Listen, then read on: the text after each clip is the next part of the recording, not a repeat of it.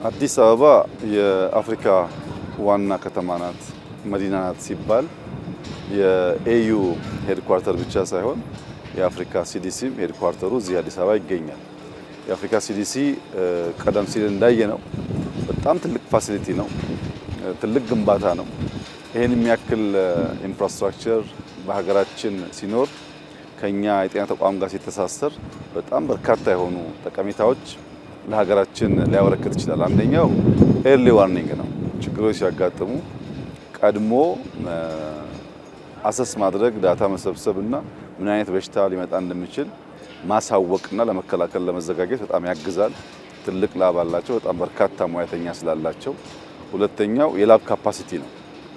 አንዳንድ ሎካሊ ለመመርመር የምንቸገርባቸውን የበሽታ አይነቶች በአፍሪካ ሲዲሲ የላብ ሰርቪስ ማግኘት ይቻላል፣ ግዙፍ ላቦራቶሪ ስላላቸው።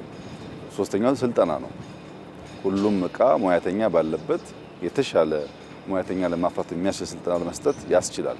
ከጎበዙ ከፍተኛ ሌቭል ያለው ክሊኒክን መስራት ይችላሉ። ወደ ውጭ ሀገር ሄዶ ከመታከም ብዙ ሙያተኛ ያላቸው፣ ጥሩ ላብ አላቸው፣ ትልቅ ፋሲሊቲ ያላቸው እና ሌላ ሀገር ሄደን የምናገኘውን አይነት ሰርቪስ እዚህ በማግኘት እነሱም ገቢ እንዲያመነጩ እኛም ባጭሩ ባነሰ ዋጋ ጤናችን እንዲጠበቅ ለማድረግ ያስችላልና ለአፍሪካ ትልቅ ሀብት ነው። ለኢትዮጵያ ደግሞ ካለን የጤና ፖሊሲ ጋር ተያይዞ መከላከል ላይ ከታመመ በኋላ ማከም ላይ ባለን ፍላጎት እንደዚህ አይነት አቅም ሲገነባ በእጅጉ የሚያግዝ ይሆናልና በርካታ ሆስፒታሎች የተገነቡ ነው ያሉት፣ ጤና ኬላዎች የተገነቡ ነው ያሉት። ግን ለምርምር የሚውል ከፍተኛ የምርምር አቅም ያለው ላቦራቶሪ እና ከፍተኛ ሙያ ያላቸው ግለሰቦች ያሉበት ተቋም ሲኖር ለማሰልጠንም ለመመርመርም ለመደገፍም በእጅጉ ስለሚያግዝ ይሄን እንደ ትልቅ አሴት ነው የምንወስደው። አፍሪካውያን ወንድሞቻችን ትልቅ ውሳኔ ወስነዋል። ነገር ግን መጀመሪያ መገንባቱ ብቻ በቂ አይደለም። ይሄ በጣም ብዙ ሀብት የሚፈልግ ብዙ እውቀት የሚፈልግ ትልቅ ፋሲሊቲ ስለሆነ በገባነው ኮሚትመንት መሰረት ይሄን ተቋም ደግፈን ሙሉ በሙሉ ራሱን ችሎ ረን የሚያደርግበትን መንገድ መፍጠር ያስፈልጋል።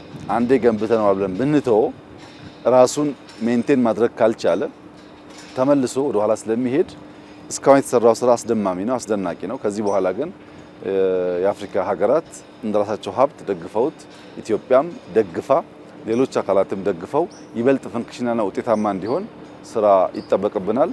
ዛሬ ባየነው ስራ ግን እጅግ ተደምመናል። በጣም ቆንጆ ፋሲሊቲ በሀገራችን በመዲናችን እንዲኖር ስላስቻለ ይሄን በመደገፍና ይበልጥ ፈንክሽናል እንዲሆን በማገዝ የበለጠ ውጤታማ እንዲሆን ለማድረግ እንሰራለን። ባየነው ደስተኛ ነን። እንደሚቀጥል ተስፋ አደርጋለሁ።